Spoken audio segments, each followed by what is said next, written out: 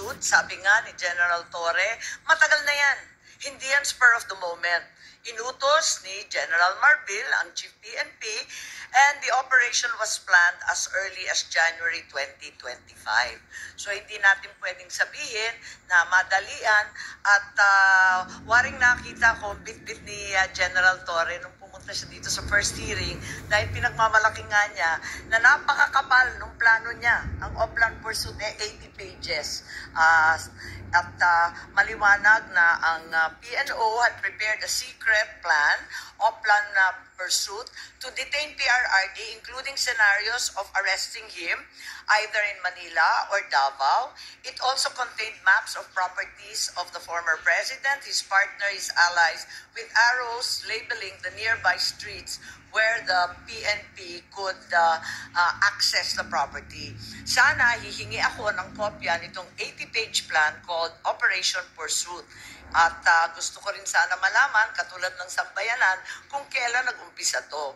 Dahil obviously, itong Operation Pursuit was concocted weeks, if not months before March 11. Panay ang sabi nila, nagulantang daw sila nung dumating nung March 11 ng umaga. Pero mukhang hindi naman yata totoo to. Hindi naman yung Interpol o yung diffusion notice na dumating ng March 11 ng 3 a.m. ang nag-umpisa nitong lahat. Kundi, nung nakaraang taon pa, Mayo pa lang, klarong-klaro na. Madam Chair, may I move that this committee issue a subpoena lucis tecum to the PNP to produce that document?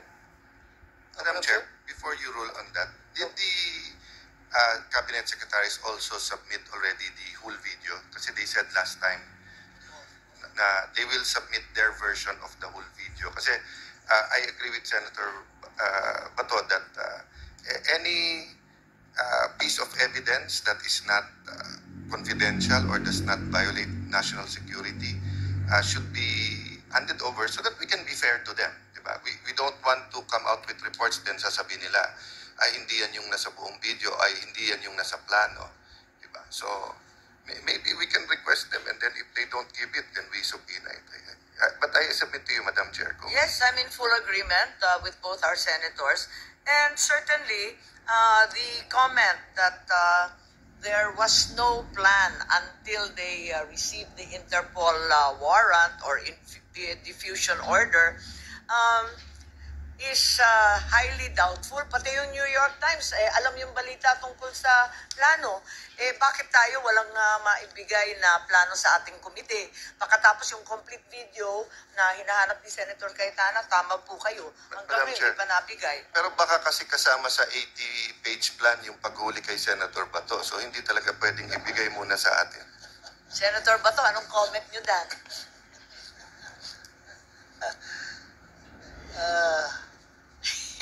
I'm waiting.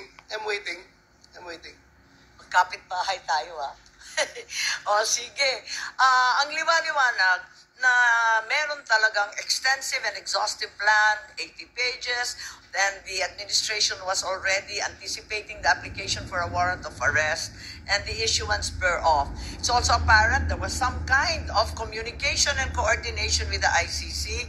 It's well known that some officials of the DOJ, as well as high-placed officials from other departments and from other branches of government already visited The Hague and perhaps even met the president of the ICC in Japan.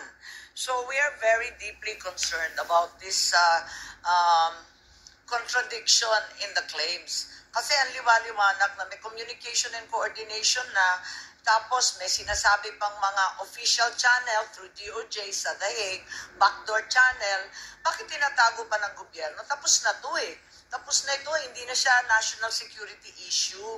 How could the administration have known for weeks, if not months, in advance that the ICC will issue a warrant of arrest if, as claimed by the Secretary of Justice, the country was not communicating with the ICC? Parang hindi ka panipaniwala na gulat naman tayong lahat. So sana yan klinaro nila. Yes, Senator Cayetano. On your point,